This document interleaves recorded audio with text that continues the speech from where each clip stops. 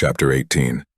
The King. Reese's direct contact with the stealth seeker caused the blue wave from the EMP to stretch across the land. Before it hit, Alex dispatched his mecha suit so that it wouldn't be bonded to him forever. The golden plates fell from his body, leaving him armorless. The scenery ahead showed that Conrad's sickness had reached far beyond the restricted zone. Large gray clumps of his residue sat across the ground alongside buildings. "Attack!" Alex shouted, attempting to shove Reese's death away from his mind, but it ate away at him and he forced tears down. Despite the adrenaline of combat, it was all he could think about. The Alliance took priority of killing the Hive, which lay decommissioned on the ground, and the newly arrived technicians who remained still unable to move, unable to fight. Amishmen showed their mastery in combat by using weapons to pierce through the weak points of enemy armor using bows from afar, and swords once in close quarters. In a bid for revenge, Alex picked up a sword nearby. He stabbed it into the flesh of fallen technicians. Those who did not remove their armor remained trapped in metal cages. They were in the same position as the Hive, only able to defend themselves with their fists. After a great slaughter of the Hive bodies, Alex commanded that some technicians be left alive. After doing so, the Alliance threaded through the buildings, but due to the last attack, a great difference had been made in their numbers. They only had 20 left. They had lost too many to keep advancing in their current manner. "Wait," Alex said as they ran inside a building. "Follow me." Alex led them up a stairwell. Once at a higher level, Alex looked out a window and saw that both loyalists and technicians were no longer being used as an offensive force. They instead carried fallen Hive bodies back to the restricted area. Their numbers were too many. "We don't have enough," David realized. "I know I failed, but I won't let that happen anymore. We remain breathing. It is not a failure. It's only success once this city is without war. I need you to lead the others." "Are you abandoning us?" an Amishman asked. The challenge did not bother Alex. He remained calm and understanding of the Amishman's worries. "No, I'm going to kill Conrad." "You can't just walk through the city." "I can," Alex stated as he lifted his hand upward, showing the W marking etched into his skin. "David, take them out of the city. If Conrad passes his power onto another before I end him, the Hive will reignite. You won't be able to escape them. You'll require more than that tattoo to survive, considering what you're wearing," David criticized as he pointed to Alex's collective uniform. From the Amishman, Alex received a beige hooded shirt. A libertarian gave him black pants. The last technician gave him a knife for protection. A former loyalist hung a W chain around his neck.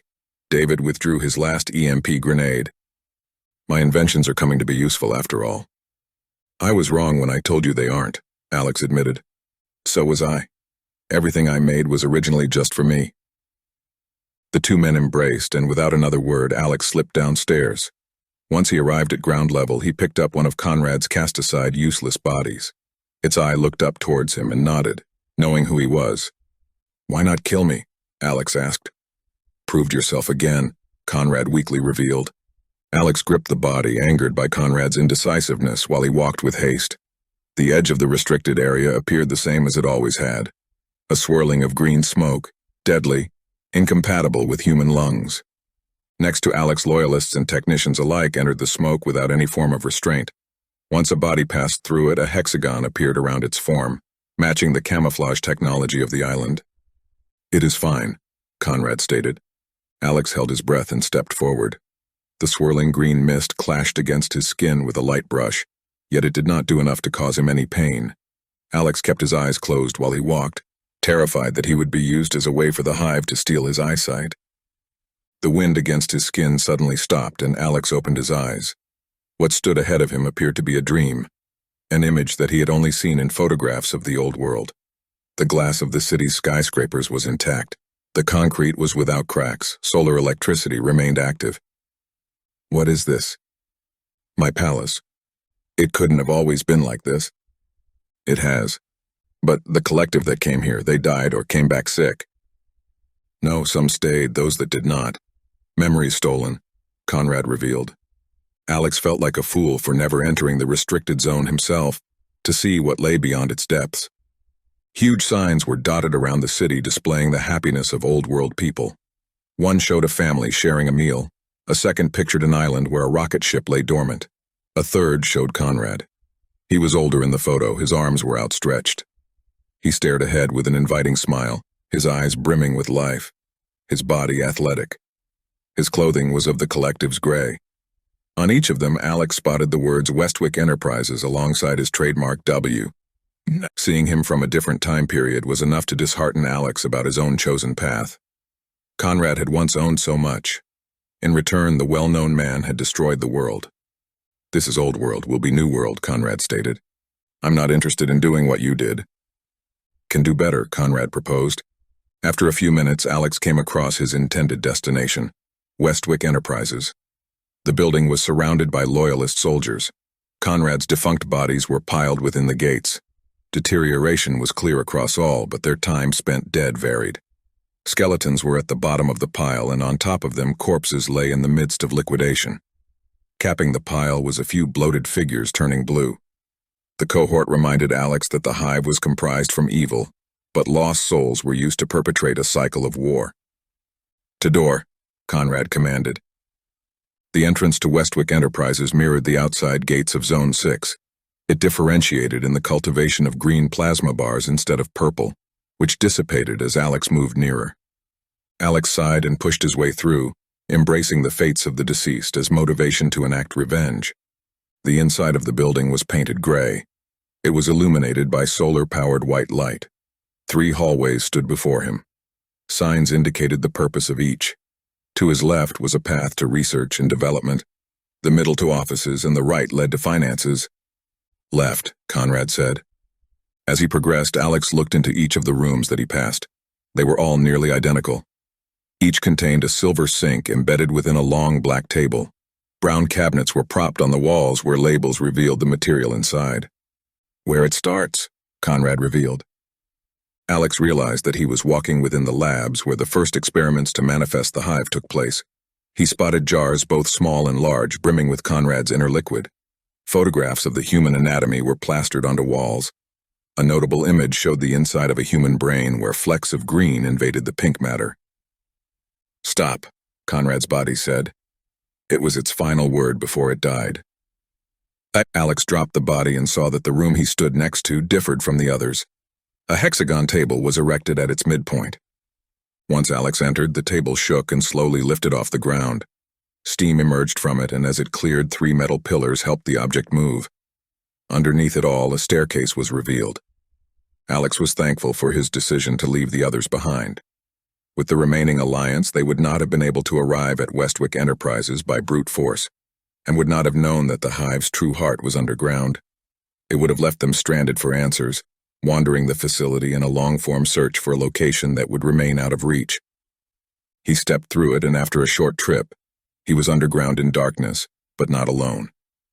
There were children of Conrad to his left and right. Alex reached for his sword, and once his hand made contact with the weapon, he could sense that it now had the potential to be bordered by plasma, which had been briefly killed by the EMP. Alex moved forward with suppressed fear. His last resort of the EMP grenade gave him the confidence to take quick steps. Once he reached the end of the tunnel, the Hive's heart was revealed. Directly ahead of Alex, a man sat in an elevated golden chair. Stairs made of metal led up to it. He appeared past any age that Alex had seen. Wrinkles dominated his pale skin and willowy body. On top of his head was a circular ring. Thin wires stemmed from it. They threaded towards the ceiling, crossing over one another in a battle for airspace, pumped full of what was the Hive's signature liquid, a green stream infected with particles of gray. Alex knew that it was Conrad who sat before him. His breath was weak. His dying aura matched the Hive that he controlled. Circling him in the room, standing far away from one another, were those who he had chosen. The first he saw was an individual in a mecha suit. It was white and thin, fitted to the tall body that owned it. The occupant's identity was covered by a mask. Its eyes were illuminated by a cold blue light. It did not have any visible weapons attached, but Alex was not fooled, for plastered onto it were blue dots that ran along its arms and legs. Alex knew that they would be used in an offensive maneuver. Alex recognized the rest. A weaponless Reyna stood next to him. She stared at Alex, then glanced away, barely acknowledging his entrance. He wanted to go to her in comfort, knowing that everything she had loved had been stolen without an explanation as to why. The others shocked Alex. A woman stood. Her braided gray hair remained still. It was Sheila who looked to Alex with a harsh frown. By her expression, he was unable to tell if she knew about her son's fate. He almost withdrew his sword and cut her down where she stood for her betrayal. He figured he would have if it weren't for the final member of Conrad's chosen. Takeo. Takeo and Alex looked into one another's eyes in shock that the other still remained standing. Alex's instinct was that Takeo was a hostage, being held against his will through the Hive's grip on his blood. But Takeo's physical appearance dispelled the theory. He had been covered by Conrad's markings. The forehead stain that he had received on the island was small compared to what else he had received. The markings of Conrad had been placed all over his skin, leaving no body part untouched by permanent black ink. Takeo refused to break eye contact, unashamed of his state. Compared to Takeo, Alex felt bare. He had nothing but his sword and the grenade that sat in his pocket. Takeo held onto his sheathed longsword strapped across his back, and the BN-10 cradled in his hand. Weapons that had potential to cause Alex's destruction. "I will choose," Conrad announced. His primary body did not speak. Instead, it was from two Hive that resided at the bottom of the stairs. "You already did, my son," Sheila stated with desperation. "You chose Lonnie?" Alex asked, stepping forward. "Stop there," the technician warned.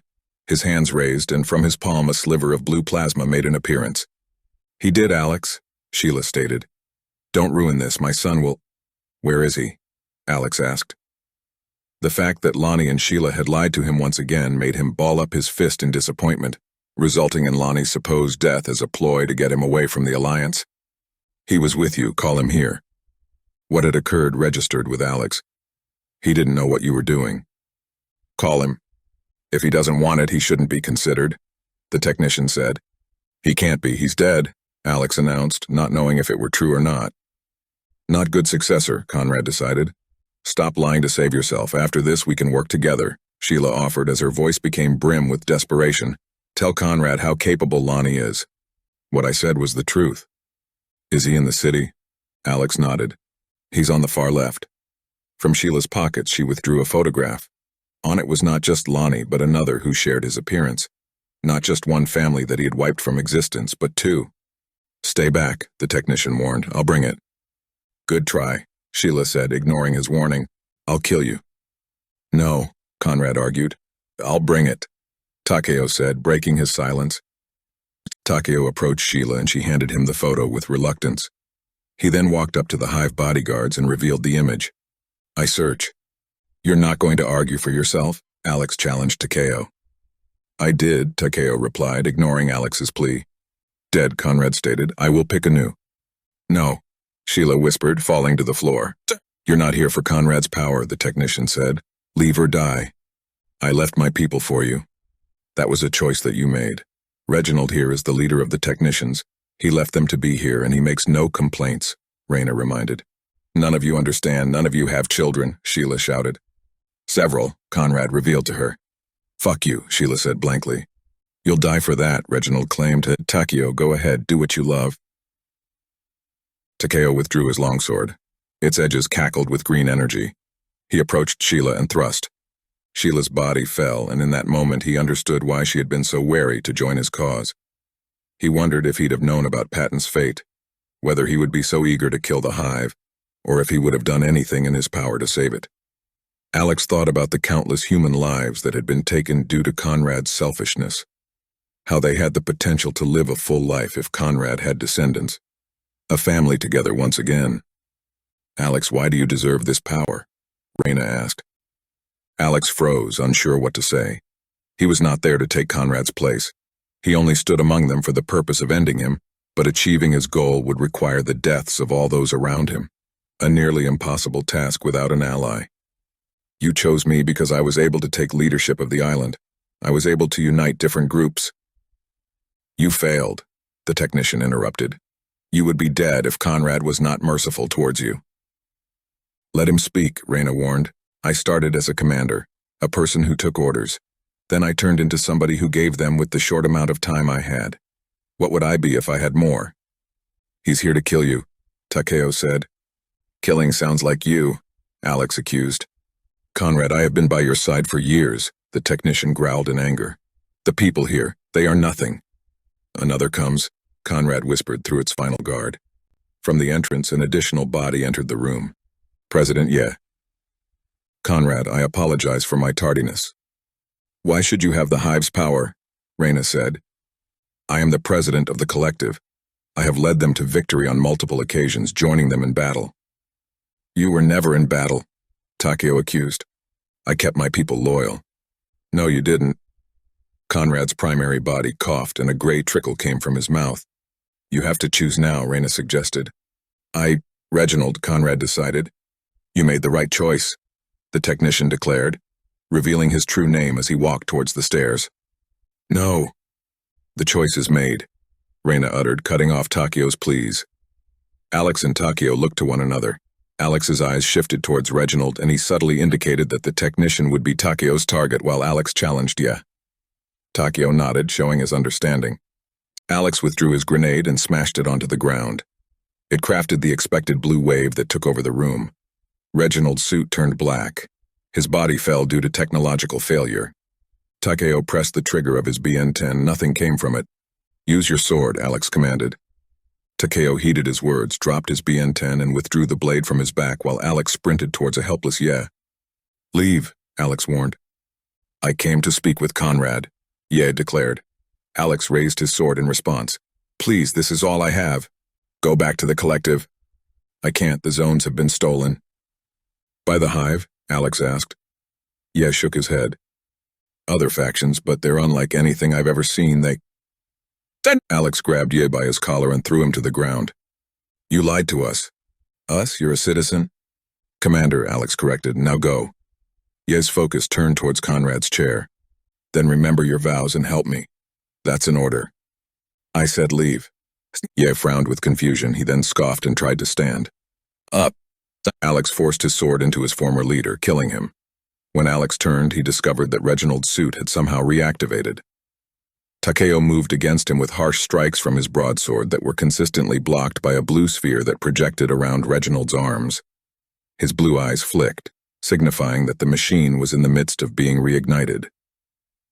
Alex ran forth to join him as Takeo took a swing at Reginald's right arm. Alex used the opportunity to strike his ribs. Reginald anticipated the strike and blocked it. What was that thing? Takeo asked while the duo tirelessly slashed at Reginald's body, only to be parried. EMP grenade, David made it, Alex said, and he's dead? He's fine. EMP, I thought so, Reginald interjected. A backup generator was a good idea. Drop, Alex yelled. Takeo ducked and swung for Reginald's legs. The maneuver forced the technician upward and Alex lodged his blade within the enemy's neck. Takeo delivered the killing blow by stabbing his own sword in Reginald's chest. The only enemy that existed was Conrad himself. Both men turned to see that Conrad's mouth began to fill with gray. The EMP had taken a great effect. The two bodyguards that stood under him collapsed to the floor.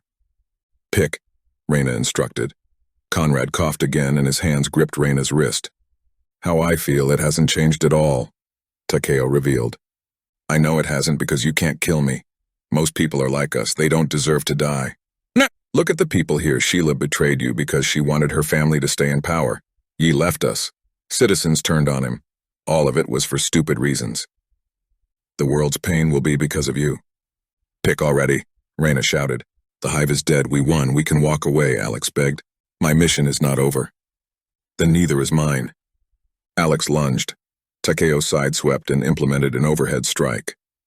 Alex blocked, but the driving force sent his sword clattering towards the ground. Takeo's secondary swing was cut short when Alex dove into him, forcing both men onto the ground. Despite the setback, Takeo managed to recover quickly, shoving Alex away. Alex backed away weaponless until he realized within his back pocket was the knife gifted to him by the Libertarian. As Alex's hand slipped to the hilt, Takeo broke the silence. You had the chance to leave, Takeo roared in anger. So did you. Takeo charged. His blade remained ahead, blocking Alex from moving forward. As an alternative, he pitched the dagger. The weapon plunged into Takeo's ribs, but it did not stop his movement. His red innards dripped onto the floor. Behind him was the BN-10, its blue tint flickering behind Takeo's sprint. Alex matched his movements. Takeo swung and Alex dashed underneath the assault. He rushed towards the BN-10. It rattled with power, and within seconds, Alex generated a sphere that hit Takeo's chest. His torso burst with blood, and he collapsed to his knees. Alex caught the body, and Takeo's expression turned blank. "Take the position, rebuild," Takeo commanded with his final breath. "I'm yours," Reina said. Alex turned to see that it was Conrad speaking through Reina's body. It was in the midst of dying. A trickle of green left her tear duct. "Did you always have her, Conrad?" Alex asked. Conrad shook Reina's head. "The EMP did this, now you can't take anyone fully," Alex realized. Alex walked past a dying Reina as he retrieved Takeo's sword from the ground. "Why me?" "Potential, the island, this city, seen it everywhere, others not fast enough," Conrad answered. "Good to know I'm not your first choice." "What about your children?" Alex asked. "Unworthy." "You trained them. Failed them." "Because you didn't care," Alex accused. He thought of Patton, who had been abandoned by his apathetic father. "I gave them an island and mothers, kept them safe, protected them." "When you die, do they die?" Alex asked. "No, only when the Hive dies." He looked to the corpses that surrounded him, all of them being humans who would have desired peace, only able to achieve it through carnage. "They gave up everything for you," Alex accused. "Reina, Takeo, Reginald." "Be better," Conrad said weakly.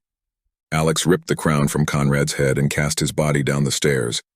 As he fell, the ancient Conrad's flesh peeled, spilling blood of both a human and Hive. Within seconds it turned gray. Alex decided to allow Zone 6 to fulfill its original promise. To do so, he would need power.